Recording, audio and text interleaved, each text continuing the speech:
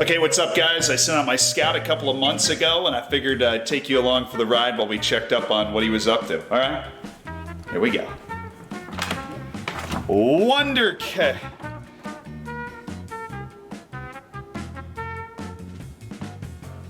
Oh, hey, yeah, so you sent me to South Europe. I got enough hummus here, though. I don't really need to go. And last time I checked, I still had ongoing amount of time left. So I'll get you that report when ongoing ends. If you could shut the door on your way out, that'd be awesome. Thank you. You're a hero. Hero. There has to be another way. Now, there are a lot of reasons that you might have clicked on this video. You're dealing with Brexit, not just in the game, but emotionally. You are managing a bad team on Football Manager. That's completely reasonable and, well, it is. You hate your scouts, or perhaps you just don't know how to use your scouts, and that's why you're blaming them for your own ineptitudes. If that's the case, I do have this other video for you that teaches you how I like to lay out my scouts. Reese has a couple of options of what thumbnail to put for me to point at because I have a couple of videos teaching you how to scout properly. But if you want to ignore those or you just want to pick up some extra tips, then get out of here.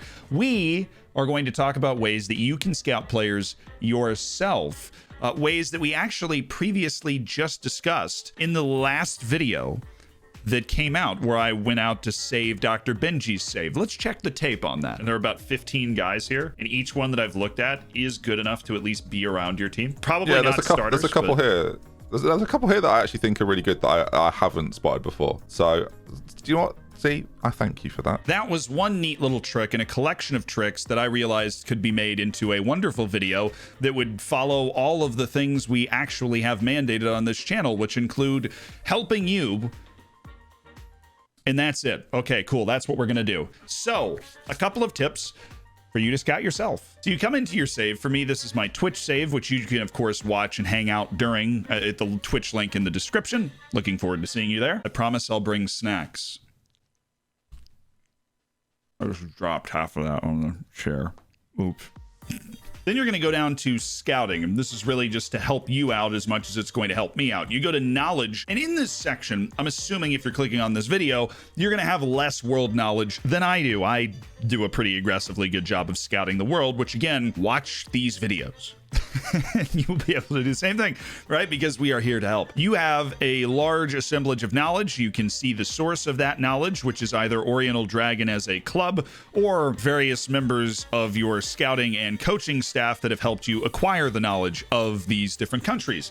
And you can see the different regions that you have knowledge in on this side. This will show you the number of players that you should reasonably have appear in your player search, which is players down to search. We clear every different requirement that we have on player search. We see that my club is fundamentally aware of the existence of 27,789 players out of that knowledge cycle. That's every single player that my club knows exists through our knowledge. Remarkably, there is a large collection of people whose last names start with double A's, including two guys whose last names are Ass or Ass. Much better. Sorry, Peter, or maybe Seaver. I apologize to both of you. This is what you have to work with. So one way when you are a small club that is able to augment this is if you are assigning a coaching staff, which would obviously be you go to staff, you see you have some open coaching staff position, you go to staff search, you look for whatever position that is, and you see somebody from Uzbekistan, or maybe a French dude that happens to have a bunch of knowledge of West Africa because colonization. Anyways, somebody that when you click on them, you go to scouting, and on scouting, you see the world knowledge. So this guy barely has knowledge of his own country that he's not necessarily going to help. So we have all these different coaches. Let's go to Trond Friedrichsen. Say I want somebody that's got knowledge of Norway. Well, if I sign this guy, I'm going to be aware of every player that is in Norway thanks to my club, and every player that is in Norway will appear in my player search. So if you want to expand your player search, signing staff members with knowledge is not a word, but with knowledge of different players around the world and different nations around the world is a good way to get access to those players in your player search. The real key is what to do once you get those players into your player search. We're not actually in the player search yet because there's this bar that's on the top that shows you your scouting budget, your recruitment package. Look, if you're a terrible team, don't get the recruitment package. Just don't. It's a waste of money, and then you can save your scouting budget to go out and scout people that are outside of your scouting range. The board allows a certain amount of scouting range. The board of this fame and in networking, you'll be able to increase scouting range, or at least ask for it. I can ask to decrease scouting range because ours is already maximized. Self 5. But if you're a decent sized club, there's nothing wrong with a recruitment package. It just means that you have knowledge and more advanced knowledge of everybody that is covered in the purview of your recruitment package. Then you have this search filter, which on its face doesn't look incredibly complicated, but there are actually millions, and that's not an over exaggeration, of combinations that you can pull off here. Because one, you have an entire group of conditions that can help you sort through this list of nearly 28,000 players so that we can do some proper scouting ourselves. Now, you obviously have a player heat map. So let's say that we're particularly interested in a central midfielder, right? There's immediately cut down to 5,508 players. Now, if you're working on a laptop or some other even more potato-ish computer, it will take a little while every time you click on something, so it might be wise of you to, once you get something together, then save those current filters so you don't have to re-enter them every time. This is me just trying to save you valuable time. Let's say we want a central midfielder. Then you have your contract status, and there are a bunch of different types of contract status, to the point that it will drive you insane. You have, unfortunately, no list that is going to inform you of every person that you can sign for free. You have expired, unattached, non-contract, and amateur, all of which are going to be effective veins for you to mine to scout players. If they are on expired contracts, then you are wasting your time here. Because if they are on expired contracts and in this general info filter, they do not have a club, that means that any one of these people you have the opportunity to offer a trial for by clicking on them and then offering a trial. The trial for 2 weeks will give you completely full information about how good exactly this person is, and then you're done. You know how good they are. You can either sign them or not. But you could not possibly offer a contract to all these people. So what do you notice about all of these people that you are made aware of in central midfield?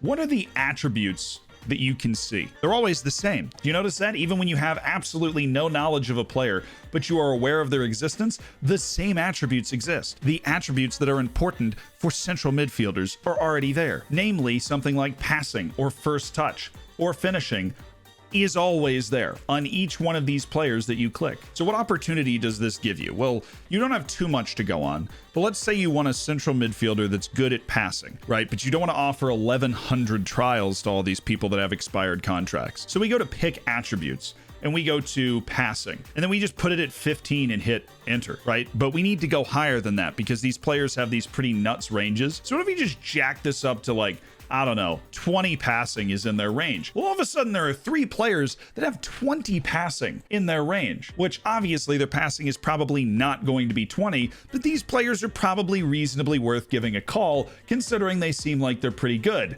You know, maybe Marco Verratti, who happens to... Wait, I'm going to go ahead and offer him a trial. Hold on. Hey, Marco.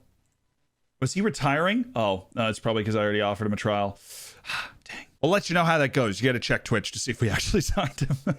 Sorry.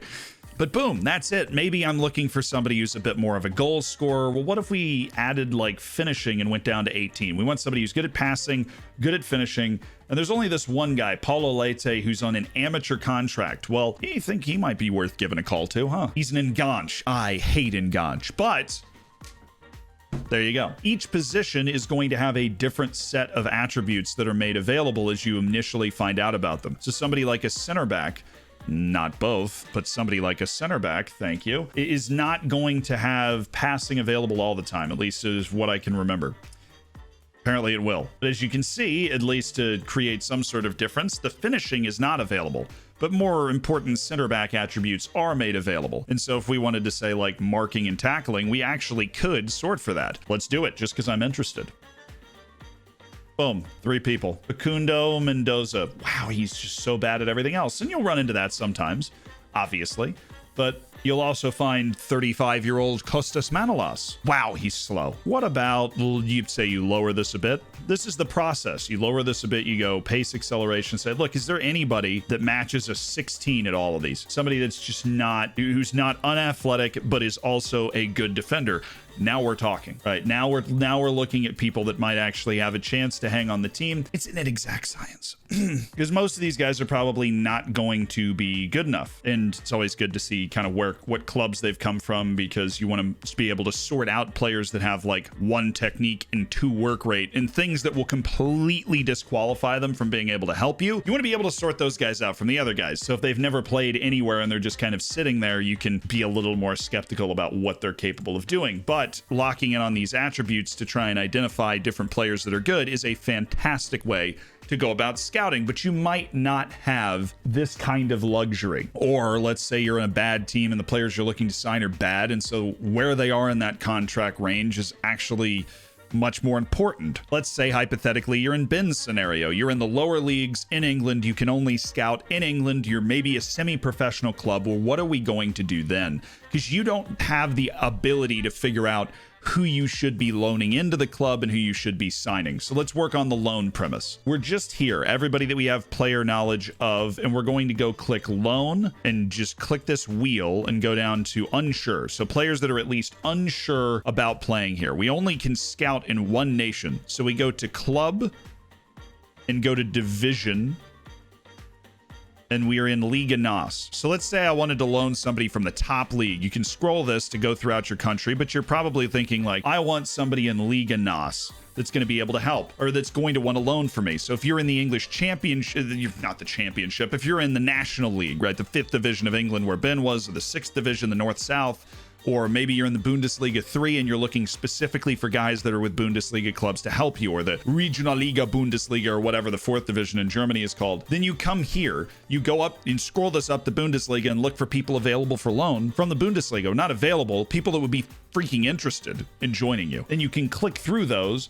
or if there's just a few of them, set your 1 or 2 pathetic scouts to try and give you a better report on that person. Or hopefully, if you have good knowledge of the country, which we apparently freaking don't, you actually already know how good this guy is, and you can decide whether you want to offer them loans or not, because you know they're interested. The last sneaky little trick is if you go to contract over here and you sort on this side and you find people on youth contracts, you can incredibly reliably get loan deals for no salary contribution on people on youth contracts. The vast majority of these guys, if you're a club at my level, are going to suck. But if you are going up 3, 4, 5 divisions looking for loan players that are completely free, they will most often say yes for absolutely no salary contribution to these youth players, because you're giving them an opportunity to play first team senior games, even if it's way down the line. And sometimes you can find some real gems. At the very least, you get free cover, which there's honestly nothing more valuable when you're a terrible club or a small club or a semi-pro club than getting people that show up on time to games and that 1 training session you have a week,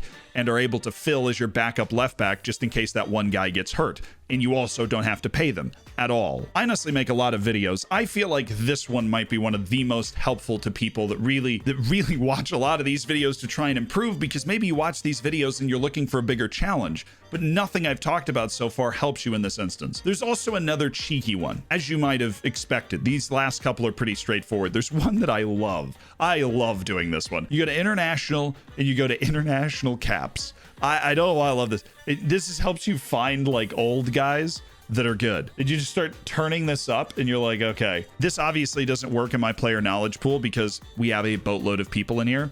But if you go to like contract expired and then just turn this up, and this in particular is incredibly helpful for people that are battling for work permits, which of course there is also a work permit chance where you say a work permit is likely. There's a couple of different options going on in here. And of course, NA is the only one applicable to me, because in Portugal, you don't need work permits. In most countries, you don't. How about guys with youth international caps? Then you go to general info and look for somebody that's not in an absolutely terrible country. No offense to the Faroe Islands. They're very good for their population size. But Algeria is something that attracts me. This dude has youth appearances for Algeria. If I'm a very small club, this guy looks like a good signing, especially considering at a club my size, which is in Europe, he is a 2-star player, which means for you, he's an Infinity star player. Or there's, look, a couple of youth team Danes that are no longer on any teams. This guy's no longer on any team because he's old and he didn't play a lot for the youth teams. And same for this guy, but they can still help. And this is still just me scratching the surface with the different stuff that I've learned over the years, but there are some incredible ways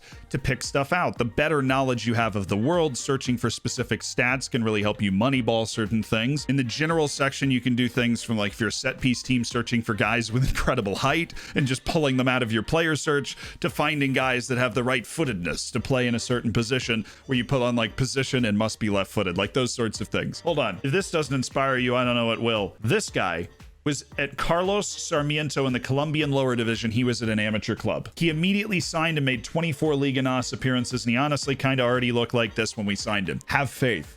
Believe in the process. Stay dedicated to the search. And as I was telling Ben in the last video, if you're really willing to grind, there are plenty of gyms out there that can get you out of whatever situation you're in that you clicked on this video in the first place. Now, there's one more thing that you do need to click on. About half of you that watch these videos don't click on the subscribe button, and that's fine, because I realize I haven't even brought it up in months on a video, I don't think. But it's right down there, and if this is helpful to you, you can hit that, and the faster you do it, then we'll get to 100,000 subscribers, and Reese will finally release the soon-to-be damning and embarrassing blooper reel. Never mind. Don't click the subscribe button.